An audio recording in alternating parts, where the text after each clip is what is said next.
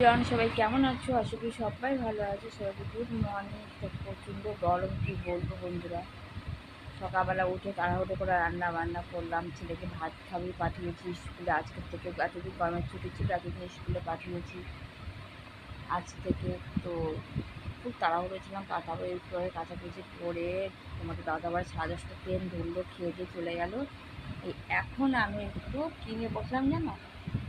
এখন আমি একটু খাবো, খেয়ে একটু খাবো। ভাত এখন খাবো না, 11টার দিয়ে ভাত খাবো। এখন বাজে 10:30 বাজে। তো এত গরম লাগছে, আমি একটু বাথরুমে গিয়ে একটু গা ধুয়ে নিয়েছিলাম। বিছনা পর্যন্ত তোলা হয়নি এরকম।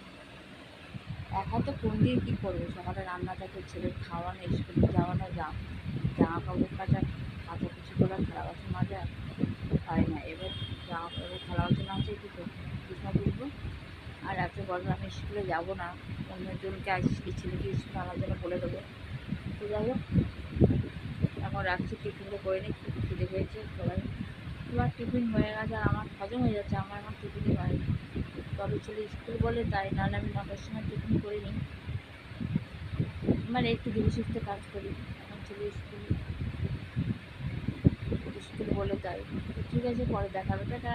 পরের ভিডিওতে দেখা হবে। আর সবাই একটু সাপোর্ট করো, সবাই সাবস্ক্রাইব করো, নাহলে ভিডিও বানাতে কার ইচ্ছা হয় বলো, এত গরমে।